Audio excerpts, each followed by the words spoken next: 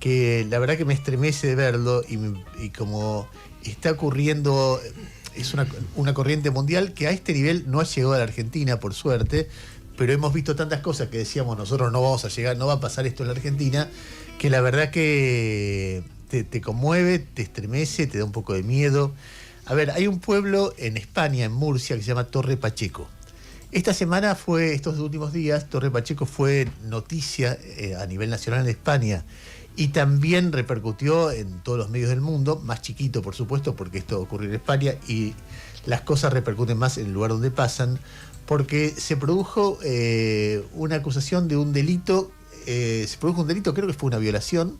En los medios se le echó la culpa, o en las redes, a los inmigrantes, y se produjo en un pueblo muy chico una especie de cacería de inmigrantes donde, un grupo de muchachotes recagaron a trompadas a varios inmigrantes marroquíes. Esto, imagínense que esto pasara, no sé, en un pueblo de Córdoba, que un grupo de gente encapuchada empiece a combates y a piñas a pegarle y a decir vamos a buscar uno por uno los inmigrantes, no sé, de tal país limítrofe, y vos veas esas imágenes y realmente es estremecedor. Les quiero leer simplemente el comienzo de la nota del País sobre el tema. Dice así: sobre el asfalto hirviendo se palpa el miedo. En las aceras del barrio de San Antonio, el corazón de la comunidad marroquí de Torre Pacheco, Murcia, 40.000 habitantes, todavía están desparramados los cristales rotos de los coches de la noche anterior. Los vidrios de las botellas que volaron de un lado a otro en una batalla campal. No se habla de otra cosa. Los mayores toman el café en la terraza de la cafetería Estambul, que marca la entrada al barrio. Pero los más jóvenes se preparan por si al caer la noche viene otra embestida, como la de la noche del sábado. Decenas de hombres corpulentos vestidos de negro y algunos encapuchados que, palo en mano, entraron al barrio a ejecutar lo que ellos mismos han llamado una cacería de inmigrantes magrebíes que en realidad llevan 3 décadas viviendo en el pueblo. Los disturbios de estos 3 días han dejado varios detenidos y heridos leves. Las patrullas de la Guardia Civil, que ha desplegado a 75 agentes en el municipio, y de la policía local merodean las calles. Todos saben que algo va a pasar, la pregunta es ¿cuándo? La fotografía con el rostro de Domingo, un vecino sexagenario del pueblo, se hizo viral a partir del jueves. La cara manchada de sangre y un ojo completamente nublado por los golpes de una paliza que le habían propinado el día anterior. También un video en el que supuestamente un joven de acento extranjero lo agrede. Los hechos todavía están en investigación, pero en la calle el veredicto ya ha sido emitido. Un puñado de jóvenes marroquíes fueron los que lo apalearon supuestamente para hacer viral el video de TikTok. Al día siguiente, el viernes, el ayuntamiento convocó una manifestación para repudiar el ataque, pero los ánimos ya estaban caldeados. Un puñado de chavales inmigrantes acudió al acto en forma provocadora. Jóvenes de agrupaciones de ultraderecha organizados por Telegram ya estaban metidos entre los vecinos y respondieron. Se fueron encima de los chavales e intentaron lincharlos ante la incapacidad de unos cuantos guardias civiles y policías que trataban de contenerlos. La mecha estaba por encenderse y el fuego ha venido desde fuera. Omar, de 25 años, 20 de ellos viviendo en España, lo sostiene con firmeza. Han venido desde fuera del municipio a provocar, porque saben que nosotros vivimos aquí. Si no, ¿para qué vienen? Cuenta el chaval que se ha criado y ha estudiado aquí. Dice que quienes han venido a buscarles no son sus ex compañeros de aula ni los vecinos del pueblo, sino otros hombres aupados por agitadores ultras en redes sociales. Esto es la noticia que en este momento conmueve a España, en un momento en el cual en Estados Unidos lo que conmueve a muchísima gente es la deportación masiva de inmigrantes que llega a un nivel de 1.000 o 2.000 por día y este discurso se extiende por el mundo. Quería arrancar con eso porque me parece que, no sé, uno está muy habituado o muy acostumbrado a negar que estas barbaridades alguna vez puedan ocurrir en la Argentina, pero insisto con que hoy se dicen tantas cosas que hasta hace muy poquito tiempo era imposible pensar que se podían decir libremente, que como mínimo suena como, bueno, preguntémonos qué pasa, veamos o por lo menos tengamos la noticia. ¿Sabes que Paul Krugman publicó ayer un artículo en el blog que él está escribiendo desde que se fue de New York Times, titulado Trump le recordó a los estadounidenses que los inmigrantes son personas, porque cuenta una última encuesta de Gallup de Estados Unidos, donde se dispara el récord de aceptación de la inmigración a medida que Trump se vuelve más duro con los inmigrantes. Y la nota empieza mostrando una imagen de un operativo que parece, él dice, una guerra civil, y es un día más de controles anti-inmigración. Cita un textual del zar anti-inmigración de la frontera de Trump diciendo: yo puedo parar a cualquier persona por su apariencia física y ver si lo toca deportar o no. Y termina mostrando este tipo de actitudes, dice Paul Krugman, dispara la aprobación de la inmigración, al contrario de lo que piensa Trump, o por lo menos muestra una serie larga donde sube a picos que hasta ahora no tenía la aprobación de los estadounidenses a los inmigrantes. Bueno, uno dice después, bueno, al mismo tiempo votaron a Trump, pero por lo menos es el fenómeno que registró Paul Krugman en su última columna. A ver, todo esto, no sé, a mí hay como un debate en el mundo respecto de cuánto se parece esto a la década del 30, a los momentos previos al nazismo a la década en que surge el nazismo. Hay un problema con este debate, que si vos tenés la idea de que esto es igual, agarrás cualquier insumo que fortalezca tu idea y lo das por demostrado. Y si vos tenés la idea de que no, agarrás cualquier insumo que lo desmienta y lo das por una pelotudez. Y esa forma, ese debate, no hay forma de resolverlo, porque vos agarrás y decís, hay gente que dice, fíjate, si vos ves tal película de cómo surgió el nazismo y ves a Milei y es igual, y yo te podría dar todos los elementos de los cuales Milei no tiene que ver con Hitler, que son mucho más que los que tiene que ver. Entonces te dicen, bueno, pero es el germen de eso. No lo sé, pero me parece que no. O quisiera creer que no. Digo, Milei o cualquiera de los referentes de ultraderecha, Trump o cualquiera de los referentes de ultraderecha, son países en los que sigue habiendo libertad, son países, bueno, no vale la pena extenderse con una cosa respecto de esto. Pero cuando vos lees el libro Síndrome 1933, y te dice, yo no digo que sea igual ni que no, a mí no me gusta, pero veo demasiadas cosas que me llaman la atención. Que está todo basado en esa aclaración todo el tiempo el libro. Claro, el tipo te dice, mirá, yo no te digo que son igual, pero déjame decirte, porque todo el tiempo me aparece el tema, un tema central son los inmigrantes, el odio a los judíos y la adjudicación de delitos sexuales a los judíos, que en esto también aparece permanentemente.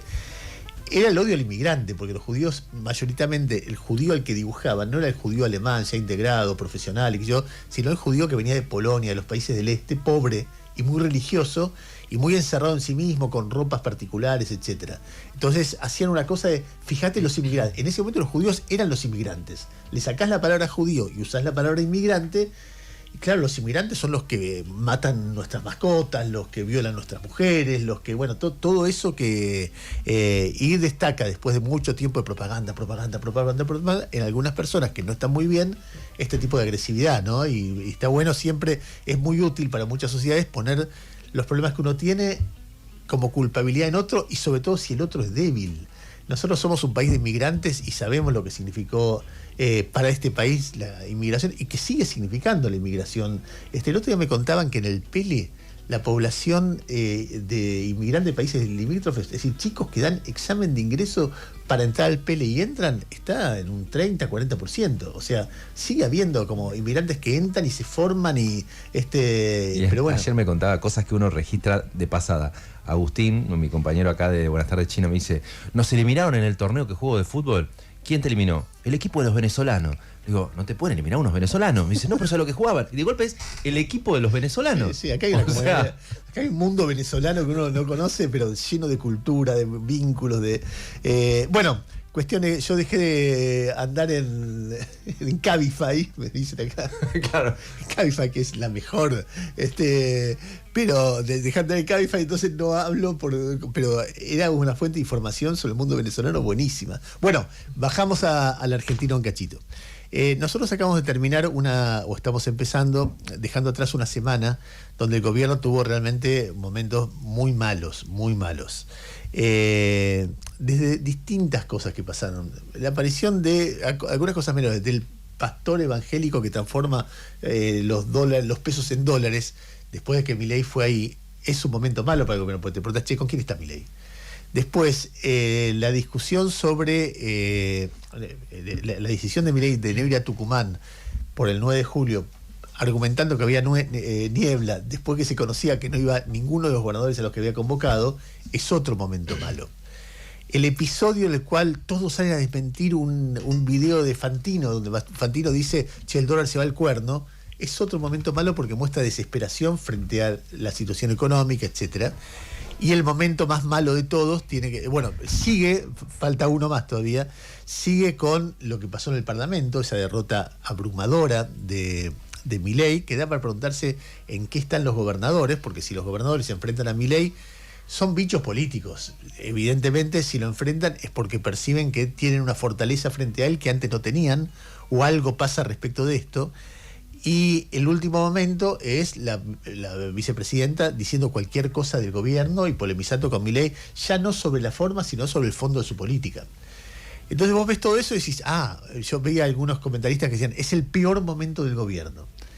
Y yo, simplemente para poner en tensión, y porque es mi punto de vista, simplemente un comentario de análisis que, insisto, tómenlo como de quien viene.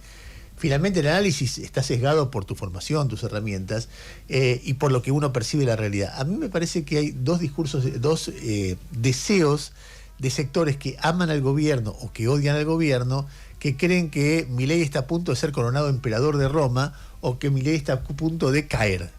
Y entonces, como hablamos del nazismo, cualquiera que quiera que caiga Milei agarra cualquier insumo y dice, ya está, esto explota, se va a la mierda, subió 10 pesos el dólar o 100 pesos el dólar, ya está, se va a la mierda. Y otros que dicen, no, arrasamos en las elecciones, como dijo el otro día Fantino, los paseamos en pene, lo dijo más bruto, en octubre. Tal vez la realidad no esté ni de un lado ni del otro. Tal vez ni vayan a pasear en pene a nadie, ni explote todo en 10 minutos. Yo cuando veo el gobierno de Milei y miro estudios de opinión y veo además cosas que son imágenes de distintos candidatos, me parece que es un gobierno que puede pasar una semana mala, puede pasar 2 semanas malas, puede pasar 3 semanas malas, igual es un gobierno que está fuerte y que me parece que en las próximas elecciones va a tener un desempeño bastante razonable. El desempeño del 50% en todo el país no va a pasar eso, como decía Milei al comienzo. De hecho, Milei en un momento dijo, estamos en 30% y vamos a superar eso. En alguno de los tantos reportajes que dijo, lo que te muestra que ya está hablando de una expectativa mucho más limitada. Esa expectativa limitada quiere decir que explota y que se va a la mierda y que ya fue Milei, de ninguna manera. O me parece a mí que de ninguna manera. ¿Quiere decir que Milei ya está, todos los mandriles que se arrodillen y pidan perdón? Tampoco. Me parece que los procesos políticos son largos, los gobiernos tienen muchísimos recursos. Este gobierno tiene recursos porque bajó la inflación. Hoy vas a ver el número de inflación y va a ser de nuevo por debajo de 2 puntos. Uno empieza a ver los primeros estudios de este mes y ve una inflación un poquito más alta, quizá derivada de la devaluación que hubo o de la suba del precio del tipo de cambio, pero tampoco lo ves disparándose como en cualquier otra devaluación. O sea, lo que quiero decir es que es un proceso largo donde los gobiernos erran, aciertan, etcétera, muy complicado de manejar para el gobierno, pero de ninguna manera eso significa que eso aventura una caída. Miren, yo a veces me sirve mucho pensar el proceso chileno, donde Boric asumió y a los, 2 meses ya tenía 20% de imagen positiva y 40% de negativa. Y el tipo está terminando el mandato y va a terminar el mandato, seguramente su candidata, que es una dirigente comunista, termina en un balotaje. O sea, no funcionan habitualmente en política las cosas de que explota y se va a la mierda o se queda para siempre. Me parece que vas transitando ahí difícil, peleándote, etcétera, etcétera, etcétera, y vas viendo. Lo digo especialmente esta semana, donde se ve un gobierno aislado, torpe, muy complicado en cualquier negociación, defendiendo cosas que son muy difíciles de defender, como por ejemplo los recortes a jubilados o a la salud o a los discapacitados. En ese contexto nos metemos en el culebrón de estas últimas horas, que es la pelea Milei-Villarruel. Ustedes saben que, primero una opinión, es difícil tener que elegir entre Milei y Villarruel, pero están los hechos. Y los hechos demuestran que la semana pasada la vicepresidenta no hizo nada incorrecto. Es decir, estaba pautado desde febrero que todas las sesiones del Senado son un jueves. Para que haya sesión del Senado, o sea, no tiene que haber ninguna convocatoria extraordinaria. Los jueves se reúnen. Para que se reúnen tiene que haber quórum. Hubo quórum, tenían que tener 31 senadores y hubo 42. Había una discusión sobre si las leyes que se iban a tratar tenían despacho como correspondía de comisión. Una discusión ahí sí muy legítima. ¿Qué dice el reglamento? Dice, cuando hay una discusión sobre si tienen despacho de comisión o no, El cuerpo decide, el cuerpo, que es decir, el Senado, la sesión. Hubo quórum, discutieron y decidieron que sí, que tenían validez, o sea, eran válidos los temas. Pero además, si vos no tenés dictamen de comisión, necesitas 2/3 de los votos de cada proyecto. Tuvo los 2/3 de los votos. O sea, no hay manera de encontrar la ilegitimidad ahí. Cuando se produce eso, la vicepresidenta tiene el dilema de ¿baja a abrir la sesión o no? Obviamente ese quórum tiene que bajar. Es muy irregular que no lo haga. Le pedían que no bajara, para que no legitime algo que era legítimo. Y la mina bajó. Y a partir de ahí, traidora, salió Patricia Bullrich a decirle cualquier cosa. Por supuesto, ella le responde, callate terrorista, con lo cual está ahí con su propio mambo. La otra le dice, dejá de ayudar a los kirchneristas, y así, bla, bla, bla, bla, se arma el lío que se alma. Cuando termina esto, Milei le dice traidora, o alude a alguien, gobernamos con muy pocos legisladores, con 8 senadores y una traidora. Es obvio que se refiere a ella. Y entonces ella ayer abre las preguntas de Instagram para que le pregunten cosas. Nada, todo para... Me saco la bronca y se ve que es muy visceral. Yo no digo que no piense, la gente visceral también piensa, tiene asesores y le habrán dicho, bueno, ¿sabés qué? Dale, andá y es el momento. Entonces, primera pregunta, ¿por qué abriste y diste lugar para que voten por moratoria retroactiva y jubilación? ¿Vos querés romper el equilibrio fiscal? ¿Querés que el esfuerzo de todos estos meses se vaya a la basura? Respuesta, si hay equilibrio, entonces asistir a los más desprotegidos no debería ser tan terrible. Muy interesante la respuesta, tiene razón, es lo que dice. El tema es que un jubilado no puede esperar y una discapacitada menos, que ahorren viajes y en la CIDE y listo. Luego un tal Adrián Ramírez le pregunta, pensar que tantos argentinos honestos pusimos nuestra confianza en sus manos para que termine apoyando a quienes destruyeron nuestro país. Respuesta de Victoria Villarruel. Cumplir con mi función constitucional no es destruir el país, y putearme por los jubilados y los discapacitados me da la tranquilidad de estar en apoyo de los argentinos más vulnerables. Si quieren ahorrar, terminemos con los gastos de la CIDE. Otro, ¿qué pasó? El dueño de las ideas te dio un enorme lugar y lo estás traicionando. Victoria Villarruel, no sé por qué no puso a la hermana o a la Limones, que a ustedes les gusta tanto. O sea, es una mujer muy enojada. Luego, no se puede traicionar las convicciones del presidente. Pensé que eras leal, pero no, menos un seguidor. El presidente no debe traicionar lo que dijo, porque si lo hace los demás debemos marcárselo, y así sucesivamente. Simplemente quiero decir una cosa, acá hay un hecho que es la bronca entre ellos. Ellos llegan juntos, ella decía, él es un rockero, yo soy una chica conservadora, y a la gente le gusta eso. Había una frase que dijo en un video en el 2021. Llega vicepresidenta de la Nación y ya desde el momento previo empieza el ruido, pero desde 3 meses antes de ganar empieza un ruido que era bastante evidente. Lo que pasa es que uno registra, che, hay quilombo acá, hay quilombo allá, hasta que finalmente pasa. Generalmente cuando en ese nivel de poder hay un disenso público, uno dice, hay un quilombo de órdago. En general lo que te dicen es, no, fue una cosa, te lo explican, pero no me ha pasado nunca en mi carrera que ver, por ejemplo, entre Cristina y Moyano. Empezaba una discusión menor y vos decís, uy, qué quilombo que hay acá. No, de ninguna, y terminaban rompiendo. Entre De la Rúa y Chacho Álvarez pasaba exactamente lo mismo. Y lo mismo pasa con Victoria Villarruel ahora. ¿Cuál es la respuesta? Lo que voy a contar son todos retweets de Milei, o sea, Milei difundiendo cosas que se dicen de Villarruel. El primero es de La Derecha Diario, un medio que responde a los libertarios, y dice, la traidora vicepresidenta, así es el título. La traidora vicepresidenta Victoria Villarruel confirmó que no levantó la sesión ilegal del Senado porque apoya las leyes golpistas kirchneristas que rompen el superávit fiscal. Si quieren ahorrar, terminen con los gastos de la CIDE. O sea, todo está recargado. No es la vicepresidenta, es la traidora vicepresidenta. No levantó la sesión ilegal, no era ilegal la sesión. Apoya las leyes golpistas, no son golpistas, son leyes, opinan distintos gobiernos nada más. Kirchneristas, tampoco son kirchneristas, algunas son kirchneristas y otros no, pero el titular que repostea Milei es muy impresionante al respecto. Luego otro medio, Panam Post español, el nuevo error de cálculo de la populista Victoria Villarruel, nota de Marcelo Duclos. Luego, otro seguidor de Milei, Agustín Echevarne, citado por Milei, Villarruel no solo traiciona a Milei, también abraza el peor populismo, promete plata que no hay y ataca el equilibrio fiscal. Santiago Oría, uno de los fieles seguidores y funcionarios que cobra de Milei, bueno, de nosotros, además de traidora, una demagoga y bruta en términos económicos, y después un montón de agresiones que van citando Milei, Villarruel, Oría y Patricia Bullrich, que además es la vocera de las declaraciones en contra de Villarruel. Todo esto, nada, es parte. Hoy Jairo se preguntaba en la síntesis bárbara que hace todos los días en Buenas Tardes China, se preguntaba si esto va a tener efecto sobre el gobierno o no, y uno no sabe, a priori pareciera en lo inmediato que no demasiado. Ya la gente mayoritariamente la debe ver a Villarroel como una disidente, y en todo caso a quienes esto arrastró en contra de Milei, que es muy poca gente, porque Milei sigue teniendo muy buena imagen, ya lo tiene asumido. Y bueno, lo que dice Villarroel es lo que dice Villarroel hoy.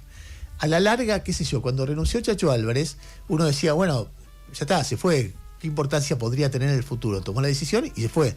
Y sin embargo, a la larga, por ejemplo, yo escuchaba ayer, no me acuerdo quién, que el principio del fin de la Rúa fue la renuncia de Chacho Álvarez. O sea, nunca sabés las peleas entre el presidente y vicepresidente de qué manera repercuten a largo plazo en la vida de un gobierno. Hoy, decía, Milei tiene una relativa fortaleza, no creo que le haga demasiada mella, pero instala temas, ¿no? Que una vez y otra vez aparezcan voces que dicen, che, dale unos mangos a los jubilados, no seas miserable, que si el ajuste fue tan exitoso no podés tener a la gente así. De Villarroel, en lo que dice, hay algo que es profundamente divergente con Milei. Villarroel da a entender que ella cree que las personas más vulnerables deben ser asistidas. Y Milei toda la vida ha dicho que las personas, y ha hecho un modelo de gobierno que en general, no en todos los casos, pero como en el eje filosófico de él, cree que las personas vulnerables no deben ser asistidas. Un libertario me diría, che, fíjate que la asignación por hijo nosotros le dimos mucha bola, con lo cual no es tan así, por eso estoy haciendo esa salvedad. Pero, nada, vos ves lo de Garrahan, vos ves lo de los discapacitados, vos ves lo del Instituto Nacional de Lucha contra el Cáncer, vos ves lo de las vacunas, vos ves, bueno, ves lo de los jubilados, de la mínima. Uno lo escucha, por ejemplo, escuchaba ayer a Francos decir, bueno, están con esa historia de que el que aportó hoy gana en promedio 900.000 pesos. Está bien, pero la mitad de los jubilados ganan 300.000, o sea, los jubilados de la mínima, y en el medio hay muchos que ganan menos de 900.000 pesos, por eso están hablando del promedio. O sea, están negando la situación dijo, es como un subsidio que reciben, porque no aportaron lo suficiente. No es un subsidio, es gente que ha laburado toda la vida, el sistema no le dio lugar, los patrones no lo pusieron en blanco, como pasa ahora, y entonces no tienen aporte, pero no es un subsidio, es gente que ha laburado, que merece tener una vejez digna. El gobierno no cree así, Villarroel cree que sí, y ahí está un poco el tironeo que estamos hablando. Algunas cosas de interna que me parece interesante ver en esta semana tan movidita, la aparición de dos personajes que me parece que hoy ocupan un lugar más central en el gobierno de lo que ocupaban antes. Uno es Luis Caputo. Luis Caputo está ocupando un rol que va más allá del ministro de Economía, y ya lo empieza a reflejar distintos analistas. ¿Sabes qué? Yo lo pensé por primera vez y lo hablamos con María, cuando Caputo, hablando con Majul, el día que se distribuía por las redes el video de Fantino diciendo que todo se iba al cuerno, le muestra a Majul el diálogo que él tiene con el presidente Milei en los momentos posteriores al reportaje que había dado esa misma mañana Milei con Majul. Y entonces el texto, Caputo le decía qué opinaba del reportaje, y le dijo, me pareció espectacular, sobre todo la parte que dijiste que esto no va a afectar el plan económico, ese es el eje. O sea, lo estaba coacheando o bajándole línea a Milei. Daba la situación de que él primero lo elogia y después le dice qué es lo que para él es importante. Y él mostrándolo, eso me impresionó. Y después, como en cada uno de estos momentos, él sale a bajar una línea de lo que él cree. Aprueba el Senado las leyes que el gobierno no quiere, y él sale a decir, esto es bueno. Esto es bueno, porque nosotros tenemos que ser intransigentes. La intransigencia garpa, porque por un lado ganás, y si perdés estás mostrando quiénes son ellos. O sea, está teniendo una voz que es cada vez más fuerte dentro de la comunicación del gobierno. No sé cómo lo ves vos, Jairo. Sí, yo también eso no sé por qué lo asocié también con un momento donde Milei está hablando mucho de economía con Sturzenegger, que es una novedad que se fue profundizando. Y lo va diciendo Milei sin que nadie se lo pregunte. Ahora la última vez dijo que están escribiendo un nuevo manual de economía, con nuevos conceptos de economía. Cuando Sturzenegger entró al gobierno, hubo una prevención de los dos de decir, mira, lo mío es la desregulación, Caputo la economía. Sturzenegger en todas las entrevistas decía, yo de macro no hablo. Eso yo paulatinamente, no digo que haya cambiado mucho, pero se fui registrando. Un día un análisis de Sturzenegger sobre la deuda del PBI, retuiteado por Milei. Otro día Milei dijo, hablábamos con Federico sobre qué está pasando con la deuda. Y yo decía, pero esto es de economía, no está hablando de la desregulación. Después el coloso, la desregulación. El otro día otra vez, no, con Federico estamos escribiendo los manuales, porque lo que estamos haciendo en materia... A mí hay algo de la relación Milei-Sturzenegger, intelectualidad y cómo vemos la economía, ya no la desregulación, que lo asocio con Caputo sobreactuando su rol de... Mirá cómo lo elogia Milei. Fíjate cómo le dije que la entrevista es donde va. Puede ser. Me quedó eso. Si es que ¿Qué crece, sé yo? No sé. Que crece en influencia o en realidad se está defendiendo de una No lo posible... sé. Bueno, el otro personaje es Patricia Bullrich. Milei en el reportaje del miércoles dijo: la señora Bullrich me mima, cada 15 días me trae las galletitas que a mí me gustan a Olivos y desayunamos. Bullrich es todo lo que está bien.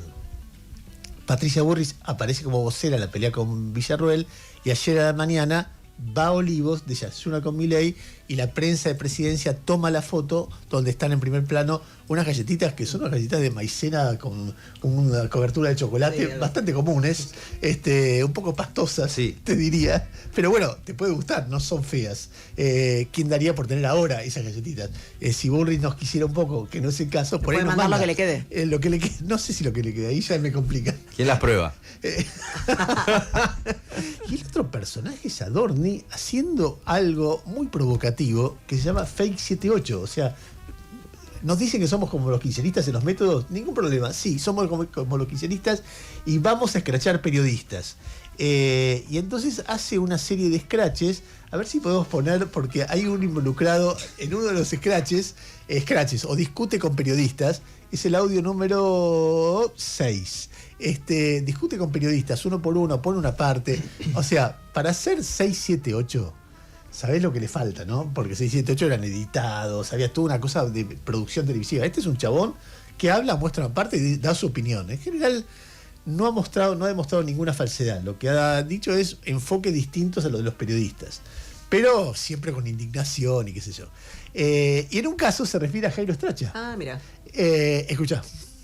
El presidente y su equipo muy molesto con este tema y el vocero presidencial Manuel Adorni dijo que Pañi era un imbécil, que se decían barbaridades y que de ninguna manera habían entrado 10 valijas. Bueno, no, en principio no dije eso. Dije que había que ser imbécil o ser un operador, digamos, o hacerlo a propósito. Bueno, ¿tenés alguna respuesta? No, lo vi entero. Me maldecía viendo el show, después me encontré ahí. Yo el viernes le pregunté a voceros de Adorni, voceros del vocero, qué involucramiento había de presupuesto público en esto. Me dijeron, esto se hace con una camarita en su tiempo libre. Yo marqué dos cosas. Al principio Adorni dice, bueno, esto va a ir mejorando, lo estamos trabajando acá con mi equipo de colaboradores. O sea, encontré equipo de colaboradores, dice Adorni. Y después Adorni en el video dice, bueno, esto lo estamos grabando hoy, va a salir todos los viernes a la 1 de la tarde. Y tal vez yo en televisión. Tal vez en televisión pública. Pero yo asocié viernes a la 1 de la tarde. Está laburando. Está laburando. Entonces, nada. Y después al margen me quedó la sensación de que lo hace sin ganas. O sea, para hacer esto tenés que hacerlo con ganas. Y me puse a googlear otros funcionarios en la región que hayan hecho programas sobre fake news. Y el primero que te tira a YouTube es Diosdado Cabello en Venezuela. Largos programas de Diosdado Cabello leyendo y diciendo esto es fake news, esto es fake news, esto es fake news. Entonces hice ese cuadro de composición. No sé si lo voy a volver a ver porque me dio mucho aburrimiento. Lo terminé viendo en 2X, no avanzaba. Pero bueno, nada, calculo que irá mejorando. Es que Adorni la pegó. Hay muchos personajes que la pegan en Twitter. Y que de medios de comunicación antes no funcionaban. Es decir, qué sé yo, más allá del nivel periodístico de cada uno, un tipo como Babi Echecopar es un tipo que comunicaba fuerte. Adorni era panelista de él. ¿Por qué? Porque no comunicaba fuerte. Eso no quiere decir que haya sido mal periodista o buen periodista. Yo creo que además, no recuerdo la obra periodística de Adorni y de muchos otros colegas de distintas líneas, sí. Pero entonces vos ves, desde Babi Echecopar hasta, qué sé yo, Jorge Rial, una larga trayectoria en los medios, o Alejandro Fantino, o Majul, o tantos. Vos conocés los nombres es porque los tipos pegan. Adorni era un polemista en Twitter que va creciendo. Y de repente hace un programa de televisión y bueno, sale medio como desinflado. Pero de repente le encuentra la manera, como tantas cosas que le han encontrado la manera. A ver, en este contexto hay un episodio que a mí me llama la atención. Solamente lo menciono porque me llama la atención. Hay dos personajes que seguramente vos no habrás escuchado hablar nunca, pero por ahí Tamara sí, porque son chubutenses. Aunque son chubutenses de La Libertad Avanza. Los dos personajes son César Trefinger y Ricardo Bustos. César Trefinger es un político libertario y Ricardo Bustos es un periodista que se dedicó a la política libertaria, o sea, también es un libertario, que están en una interna peleando a ver quién es el candidato en Chubut en las próximas elecciones. Da la impresión, por lo que entiendo y por lo que veo de las coberturas, que el oficialista, o sea, el que banca la Casa Rosada, se llama César Trefinger. Y en esa pelea, que parece que es una pelea bastante despiadada, Trefinger le hace una denuncia a Ricardo Bustos argumentando que Bustos se sacó una foto con su hijo, con el hijo de Trefinger, y que lo usa esa foto como de manera amenazante. Habría que ver cuáles son los detalles. No conozco el trasfondo de todo esto, tal vez tenga razón, tal vez no tengo idea. Con lo cual la justicia le pone una perimetral a Bustos para que no se acerque al hijo de Trefinger. Y Trefinger hacía un acto y decía, es el oficialismo por varias razones. Una, que Iñaki Gutiérrez y su mujer Eugenia Rolón estaban en el acto. Y Bustos se acerca y entonces la policía va y lo detiene porque estaba violando la perimetral. Hasta ahí, cosa de la interna, interna de Chubut, imagínate, de los libertarios, hay que meterse ahí, no se entiende nada. Pero Milei tuitea sobre la detención de Bustos con el siguiente, con la sigla NOLSALP, que quiere decir no odiamos lo suficiente a los periodistas. O sea, celebra la detención de Bustos no porque hubiera violado una perimetral, porque en ese caso él no estaba actuando ni como periodista, ya era un político libertario, sino lo que celebra es que detuvieran a un periodista. Y esto se repite en el momento en que él va a la misa, el programa del Gordo Dan, el que dijo hay que repartir armas la semana pasada, o hay que subirse a un tanque y bombardear el Congreso, el que se burló el que se metió con Esteban Paulón, el diputado socialista, diciéndole pedófilo. Ese personaje, ahí fue Milei, y el chiste era, ¿cuándo van a meter preso a un periodista? ¿Cuándo van a meter un preso? ¿En qué momento van a meter un preso a un periodista? Ayer Milei retuitea y celebra la detención de alguien que fue periodista, hoy es político, y que es detenido por un hecho, una denuncia de otro político. O sea, muy raro como en su cabeza dice, che, mirá qué bien detuvieron a un periodista. Simplemente marcalo, como dice Jairo siempre, ponelo ahí en la heladera, para que quede nada como un anuncio de por dónde anda el cerebro presidencial. 8:43 minutos de la mañana en toda la República Argentina. Hay más noticias, pero las iremos desgranando en el correo del programa, y es el momento en que Yami Segovia te cuenta la temperatura y te regala